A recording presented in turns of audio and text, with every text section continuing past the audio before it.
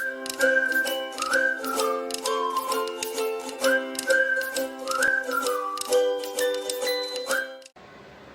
વિદ્યાર્થી મિત્રો, કેમ છો? મજામાં ને? જય શ્રી કૃષ્ણ. ચાલો આજે ધોરણ 3 વિષય છે આપણો ગણિત. એમાં આપણે પ્રકરણ 3 ભણવાનું છે. ગયા વિડિયોમાં આપણે શું ભણ્યા હતા? તો કે ગયા વિડિયોમાં આપણે પ્રકરણ 3 ની સમજૂતી મેળવી હતી અને સાથે સાથે મેં તમને એ પણ શીખવ્યું હતું કે આપણે દાખલાની રકમ જ્યારે આપણને આડી આપી હોય તો આપણે ઊભી રકમ કઈ રીતે લખીશું. આજથી આપણે આ પ્રકરણ 3 માં સ્વાપોથી પૂરવાનું શરૂ કરીશું. તો તમારી પાસે આવી સ્વાપોથી છે તો તમારે આ સ્વાપોથી કાઢવાની છે અને એમાં તમારે પ્રકરણ નંબર 3 ખોલવાનું છે, આપો અને લો. તો એ કયા પેજથી શરૂ થાય છે? તો કે પાના નંબર 25 થી શરૂ થાય છે. તો ચાલો તમારે સ્વાપોથી ખોલવાની છે અને એમાં પેજ નંબર 25 ખોલવાનું છે. હવે તમને ખબર જ છે કે આપણે સ્વાપોથી પૂરીએ કે નોટબુકમાં લખીએ. વિડિયો શરૂ થાય એટલે આપણે પહેલા શું લખી લેવાની હોય છે? તારીખ. તો ચાલો ખૂણા ઉપર તમારે આજની તારીખ લખી લેવાની છે.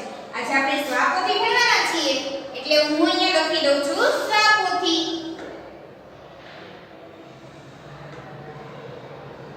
જેથી કરીને તમને ખબર પડે કે આ વિડિયોમાં મેં સ્વાપોથીમાં લખવાનું કીધું છે અને જ્યારે તમે રિવિઝન કરો ત્યારે પણ તમને ખ્યાલ આવી જાય. તો ચાલો આજે આપણે સ્વાપોથીમાં પ્રકરણ 3 છે, આપો અને લો. એમાં પહેલું પેજ છે પેજ નંબર 25, યાદ કરીએ. યાદ કરીએ એટલે કે ધોરણ 2 માં તમે જે ભણી ગયા છો ને આજે એનું રિવિઝન જ કરવાનું છે. તો તમે જોઈ શકો છો એમાં આપણને પ્રશ્ન યાદ કરીએ એમાં પહેલા તો એક ચિત્ર આપેલું છે. દેખાય છે તમને? તમારી સ્વાપોથીમાં પણ ચિત્ર છે. તો હું અહીંથી બોલું છું, તમારે જોવાનું છે. તો જોઈ શકો છો એમાં તમને આ બાજુ પક્ષી આપેલા છે. આ ચિત્રમાં જુઓ, આ ખૂણા ઉપર પક્ષી છે, અહીંયા સૂર્ય છે, એમાં હોળી છે, ઝાડ છે, ઝાડ ઉપર ફળ આપેલા છે, નીચે ચકલી આપેલી છે, એની નીચે બકરી બેઠી છે, પછી ફૂલ છોડ આપેલા છે, ઘણું બધું આપેલું છે. એટલે તો પહેલા તો તમારે આ ચિત્રનું નિરીક્ષણ કરવાનું છે. તમારે ચિત્રને ધ્યાનથી જોવાનું છે કઈ વસ્તુ કેટલી આપેલી છે. પછી આ ચિત્રને આધારે જે નીચે આપેલું છે એની ખાલી જગ્યા પૂરવાની છે આપણે. તો ચાલો હવે પછીથી આપણે શરૂઆત કરીએ. આજે આપણે શું ભણીએ છીએ? યાદ કરીએ. શું ભણવાના છીએ? યાદ કરીએ. તો આપણે પહેલા તો હું અહીંયા બોર્ડ પર હેડિંગ લખી લઉં છું, યાદ કરીએ. એમાં આપણે જોઈશું પ્રશ્ન નંબર 1. હવે જુઓ તો પ્રશ્ન નંબર 1 ની સૂચના શું આપેલી છે? તો હું અહીંયાથી વાંચું છું અને તમારે પણ હું જ્યારે વાંચું ત્યારે તમારું ધ્યાન સ્વાપોથીમાં રાખવાનું છે. તો પ્રશ્ન 1 માં તમને આપેલું છે ચિત્ર ગણો અને અંક લખો. એટલે કે આપણે જે આપણને આપ્યું છે તેના ચિત્ર આપણે ગણવાના છે અને એને અંક લખવાના છે. જેટલા ચિત્ર આપ્યા હોય એ સંખ્યા આપણે લખવાની છે. એમાં જુઓ નંબર 1 આપેલું છે. નંબર 1 ઉપર શું આપેલું છે? કેરી. તો 1 નંબરમાં આપણને આપેલું છે કેરી. હું અહીંયા લખું છું નંબર 1. હવે એમાં કેરી લખેલું છે અને એની સામે તમને ખાલી જગ્યા આપેલી છે. પછી 2 નંબરમાં છે ઝાડ. પછી એની સામે પણ તમને ખાલી જગ્યા આપેલી છે. પછી છે નંબર 3 ચકલી. એમાં પણ ખાલી જગ્યા છે. પછી નંબર 4. 4 માં શું આપેલું છે? ફૂલ. પછી ખાલી જગ્યા છે. પછી નંબર 5 ઉડતા પંખી.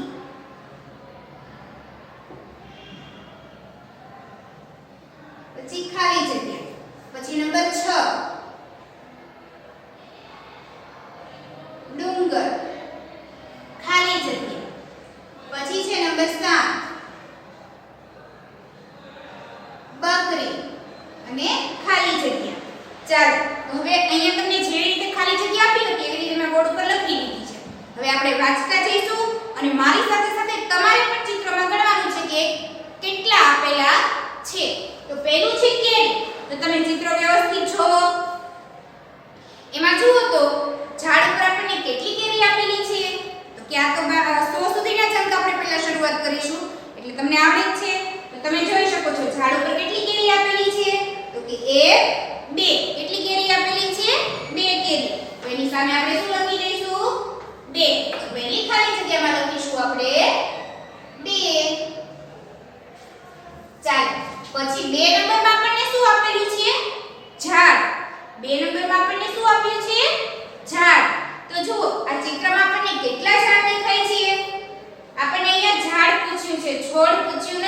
આપણે છોડની ગણતરી કરવાની નથી. ઝાડ કોને કહેવાય ખબર છે ને? તમે પર્યાવરણમાં પણ ભણો છો કે જે મોટું હોય એને ઝાડ કહેવાય. તો અહીં આપણને એક જ ઝાડ દેખાય છે. આપણને ચિત્રમાં એક જ ઝાડ આપેલું છે.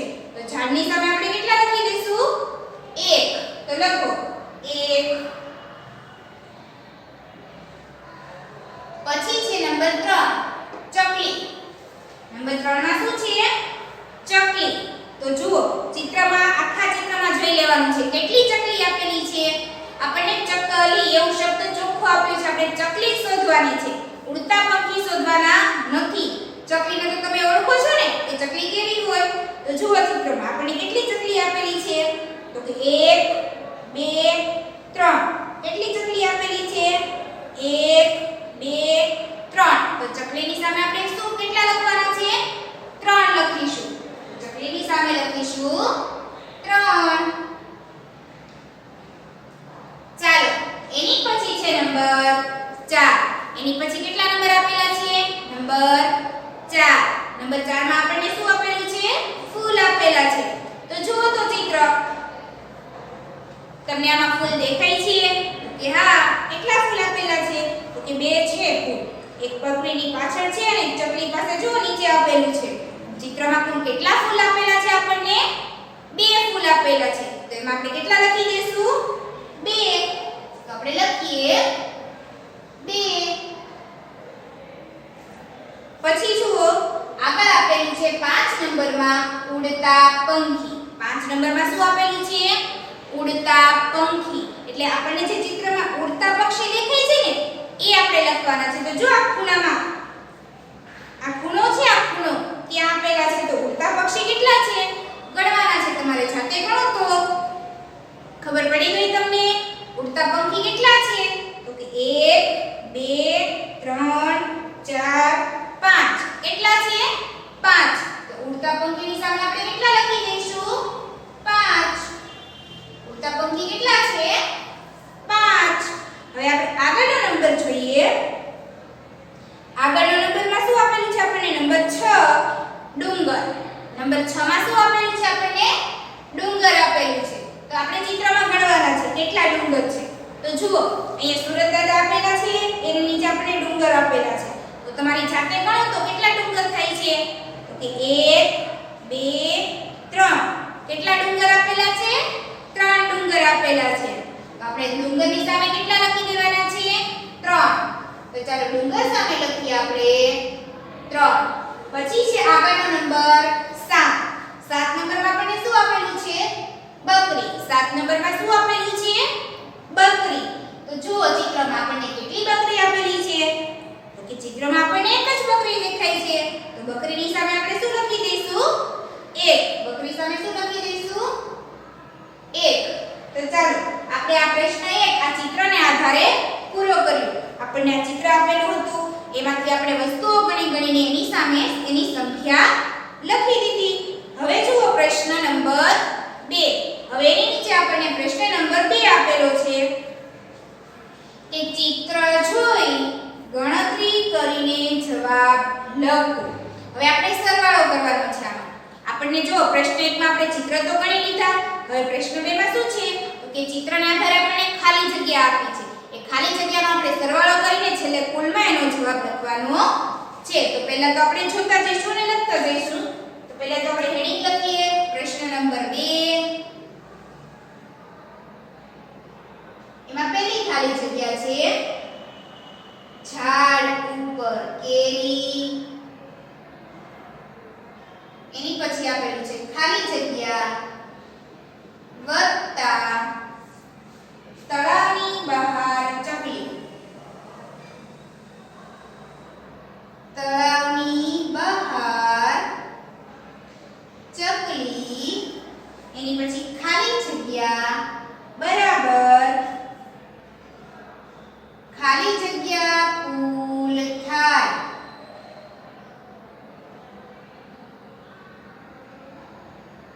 ચાલો આપણે પહેલી ખાલી જગ્યા આપેલી છે. પહેલી ખાલી જગ્યામાં શું છે કે તે ઝાડ ઉપરની કેરી લખવાની છે. તો આપણે ઉપરના પ્રશ્નમાં જોઈ શકીએ છીએ કે ઝાડ ઉપર કેટલી કેરી છે? 2 કેરી છે. તો ઝાડ ઉપર કેરીમાં આપણે કેટલા લખી દઈશું? પહેલા તો 2 લખી દઈએ. તો ઝાડ ઉપર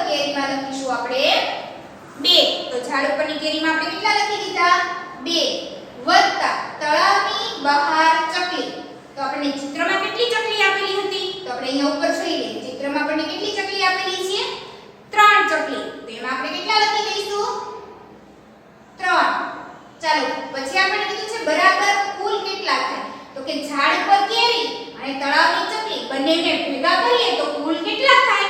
તો કે 2 માં આપણે 3 ઉમેરવાના છે. હવે તમે ધોરણ 2 માં ભણતા હતા ત્યારે તમે આ રીતે લીટી કરીને લખતા હતા આવી રીતે 1 2 અને પછી 1 2 3 ચકલી એ પછી બધાને ભેગા કરતા હતા 1 2 3 4 5 તો કુલ આપણને ખબર પડી ગઈ કે કુલ 5 થાય.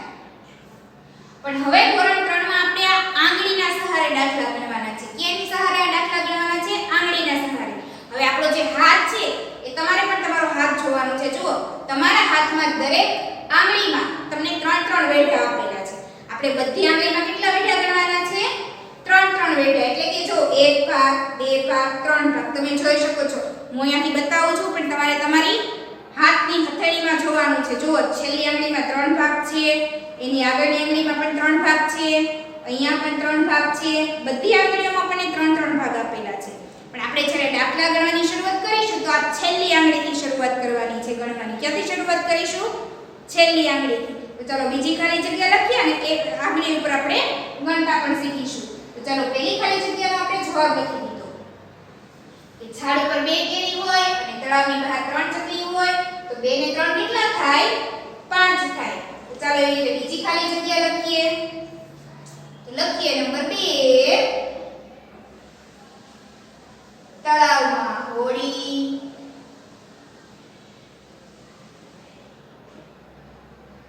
ખાલી જગ્યા વત્તા તળાવની બહાર ચકલી.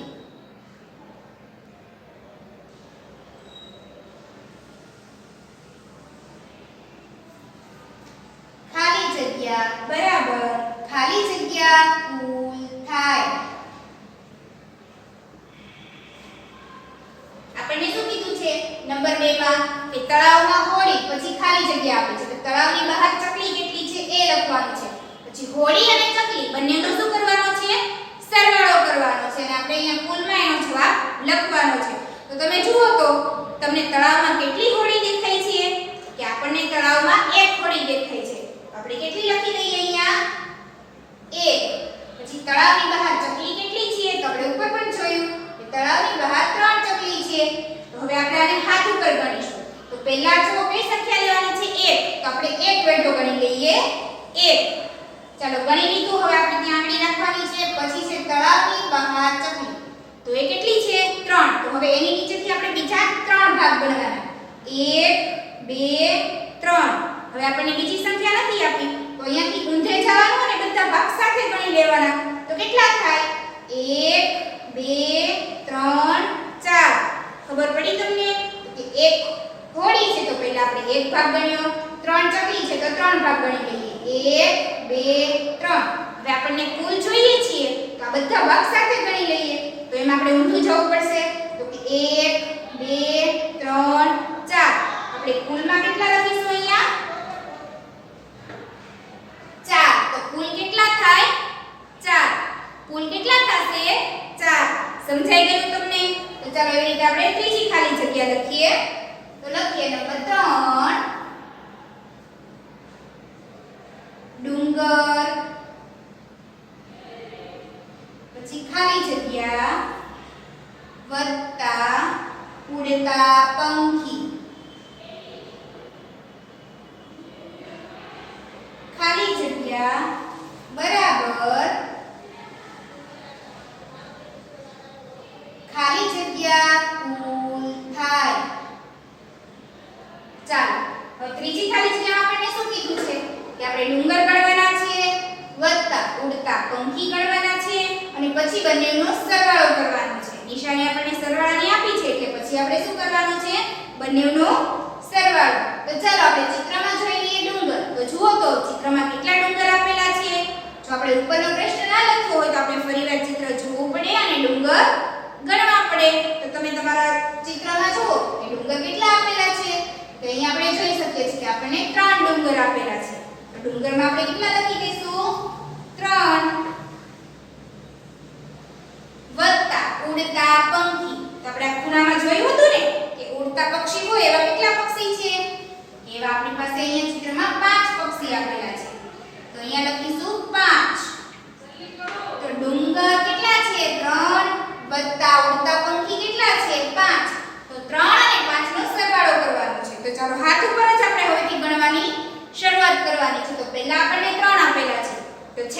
ક્યાંથી ગણવાની શરૂઆત કરીએ તો ગણીએ ને આપણે જુઓ 1 2 3 પછી બીજી સંખ્યા કેટલી છે ઉડતા પંખીની 5 તો હવે આપણે 5 ગણવાના એની નીચેથી શરૂઆત કરવાની આ આંગળી પૂરી થઈ ગઈ તો એની બાજુવાળી આંગળી લેવાની તો કે 1 2 3 4 5 હવે કઈ સંખ્યા આપી છે તો કે નહીં આપણને કુલ જોઈએ છે તો આ બધાને શું કરી દેવાનું ભેગા કરી દેવા પડશે તો ચાલો ભેગા કરી લઈએ બધાને તો અહીંયાથી આપણે ઊંધા જવાનું તો કે 1 2 3 4 5 6 7 8 તો આપણને કુલ કેટલા મળ્યા 8 તો જવાબમાં આપણે કેટલા લખી દઈશું 8 તો કુલ કેટલા થાય 8 તો કે 3 ડુંગર અને ઉડતા પંખી હોય 5 તો 3 ને 5 8 થાય તો આપણે જવાબમાં કેટલા લખી દીધા 8 સમજાયું તમને ચાલો એવી રીતે આપણે જોઈશું ખાલી જગ્યા નંબર 4 તો હવે હું ચોથી ખાલી જગ્યા લખું છું અહીંયા નંબર 4 સૂરજ ખાલી જગ્યા વત્તા ફૂલની ડાળી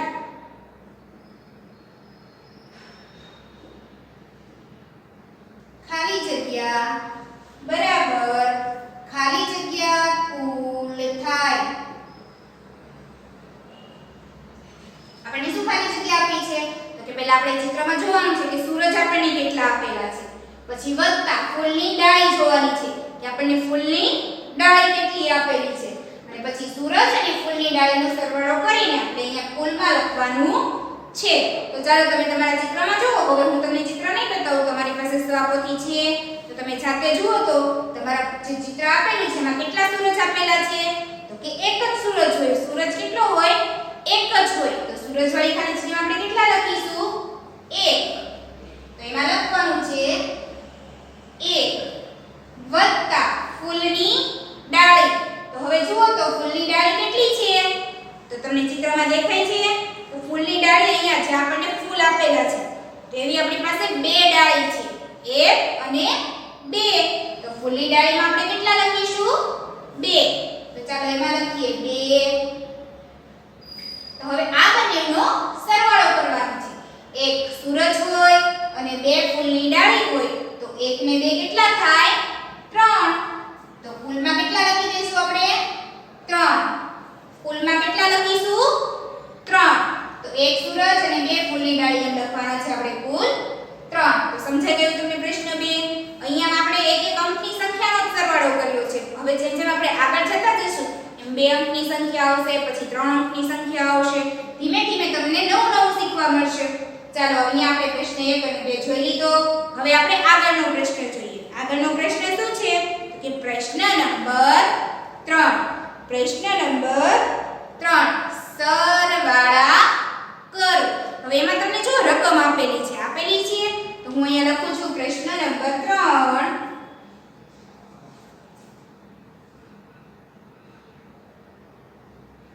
એમાં પહેલો દાખલો છે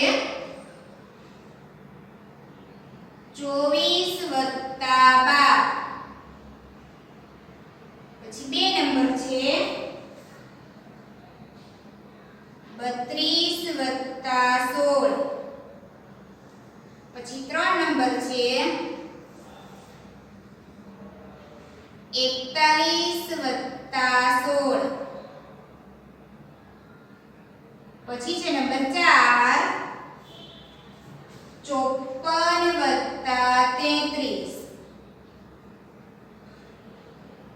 નંબર 5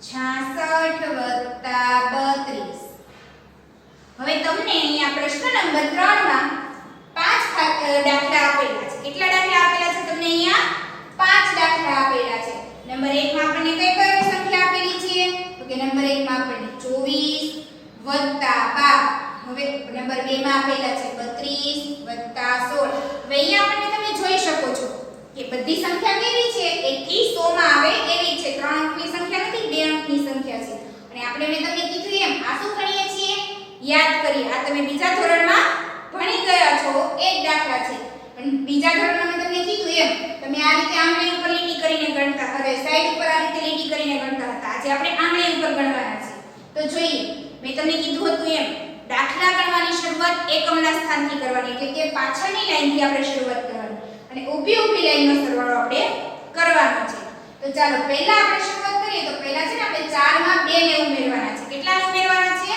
2 ને તો 4 માં આપણે 2 ઉમેરવાના છે તો પહેલા આપણે 4 ગણી લેવાના હાથ ઉપર અને પછી 2 ગણી લેવાના તો ચાલો તમારા વેઢા ઉપર ગણો પહેલા 4 ગણી લ્યો તો કે 1 2 3 4 પછી આપણને નીચે આપેલા છે 2 તો હવે પાછા એની નીચે આપણે 2 ગણવાના છે 1 2 હવે આપણને એક પણ સંખ્યા નથી આપેલી બે જ સંખ્યા આપેલી છે તો આપણે બધાને ભેગા કરી દેવાના તો કેટલા થાય તો કે 1 2 3 4 5 6 કેટલા થયા 6 તો આપણે નીચે લાઈન એની લાઈનમાં જવાબ લખવાનો છે બરાબર એને નીચે જ તો 4 ને 2 કેટલા થશે 6 તો આપણે નીચે કેટલા લખી દેવાના છે 6 લખી દીધા અને મેં તમને શીખવાડ્યું હતું ને કે જવાબ લખીએ ત્યારે પણ આપણે લાઈન કેવી રાખવાની છે સીધી જવાબની લાઈન પણ આપણી સીધી હોવી જોઈએ આ લાઈનનો જવાબ આપણે બરાબર એની નીચે જ લખવાનો છે આપણે લાઈન આડાઅવળી કરવાની નથી ચાલો હવે એ લાઈનનો સરવાળો થઈ ગયો તો હવે આપણે બાજુની લાઈનનો સરવાળો કરશું કઈ લાઈનનો સરવાળો કરશું બાજુની લાઈનનો સરવાળો કરવાનો છે તો અહીંયા આપણને બાજુની લાઈનમાં આપેલા છે 2 અને 1 બાજુની લાઈનમાં આપણને કેટલા આપેલા છે 2 અને 1 તો 2 ને 1 કેટલા થશે તમને ખબર જ છે તો કે આપણે હાથ ઉપર ગણવાના પહેલા 2 ગણી લેવાના છે 1 2 પછી નીચે 1 આપેલા છે તો 1 ગણીશું 1 હવે બધાને ભેગા કરી દેવાના તો કે 1 2 3 તો એનો જવાબ આવ્યો 3 તો આપણે 3 ક્યાં લખશું બરાબર એની નીચે 3 ક્યાં લખીશું બરાબર એની નીચે લાઈન કેવી રાખીશું આપણે સીધી લાઈન કેવી રાખવાની સીધી આ તમે બીજા ધોરણમાં શીખી જ ગયા છો અત્યારે આપણે માત્ર રિવિઝન જ કરીએ છીએ એમ છતાં હવે આપણે થોડા મોટા થઈ ગયા છીએ ધોરણ 3 માં આવી ગયા છીએ એટલે હવે આપણે દાખલા ગણવાની શરૂઆત હાથ ઉપર કરવાની છે તો ચાલો એ જ રીતે બીજો દાખલો જોઈએ બીજો દાખલો છે 32 + 16 બીજો દાખલો કયો છે 32 + 16 તો હવે હું તમને હાથ ઉપર ગણતરી કરીને બતાવીશ નહીં ગણતરી તમારે જાતે કરવાની છે તો ચાલો હાથ ઉપર તમે 2 ગણી લ્યો 2 ગણી લીધા તમે હાથ ઉપર હવે 2 માં પાછા નીચે બીજા 6 ગણવાના છે તમારે તો 6 ગણી લ્યો ચાલો હવે 2 અને 6 બંનેને ભેગા ગણી લેવાના છે તો 2 અને 6 બંનેને ભેગા કરીએ તો કેટલા થાય કે 2 અને 6 નો સરવાળો કરીએ તો જવાબ આવે 8 2 અને 6 નો સરવાળો કરીએ તો જવાબ આવે 8 હવે આ લાઈનનો સરવાળો થઈ ગયો પછી હવે એની બાજુવાળી લાઈનનો સરવાળો કરવાનો આવશે તો બાજુમાં કઈ લાઈન આપેલી છે તો કે બાજુમાં આપણને 3 અને 1 આપેલા છે કેટલા આપેલા છે 3 અને 1 આપેલા છે તો પહેલા તમારે હાથ ઉપર કેટલા ગણવા પડશે 3 ગણવા પડશે તો ગણી લેવાના છે તમારે હાથ ઉપર 3 ગણ્યા છે પછી એની નીચે 1 આપેલા છે તો હવે 1 ગણવાનો છે તો 3 ને 1 કેટલા થાય છે કુલ 4 આપણે જવાબ કેટલો લખી દઈશું 4 તો 32 + 16 કરીએ તો જવાબ કેટલો આવે 48 જવાબ કેટલો આવશે 48 એ જ રીતે નંબર 3 41 + 16 તો પહેલા તમારે એકમથી શરૂઆત કરવાની જો તમે આગળથી દાખલો ગણવાની શરૂઆત કરશો તો તમારો જવાબ ખોટો પડશે સાદો વધી વગરનો દાખલો હશે તો જવાબ સાચો જ પડશે પણ જ્યારે વધી આવશે ત્યારે જો તમે આગળથી શરૂઆત કરો તો તમારો જવાબ કેવો પડે ખોટો એટલે દાખલા ગણવાની શરૂઆત આપણે હંમેશા એકમના સ્થાનથી એટલે કે પાછળથી કરવાની છે તો ચાલો 1 અને 6 કેટલા થશે 7 એવી જ રીતે 4 ને 1 5 એટલે આપણે 41 + 16 કરીએ તો આપણો જવાબ કેટલો આવશે 57 કેટલો આવશે 57 એવી જ રીતે 4 નંબરનો દાખલો અને 5 નંબરનો દાખલો આ બંને દાખલા તમારે જાતે કરવાના છે તો ચાલો ગણતરી કરીને તમે જાતે લખશો આજે આપણે પ્રકરણ 3 યાદ આપો અને લખોમાં સ્વાપોથીમાં યાદ કરીએ ભણ્યા શું ભણ્યા યાદ કરીએ એમાં પ્રશ્ન નંબર 1 પ્રશ્ન નંબર 2 અને પ્રશ્ન નંબર આપણે 3 શીખ્યા તો ચાલો તમને સમજાઈ ગયું હશે અને આની આગળનું જોઈશું આપણે આવતા વિડીયોમાં.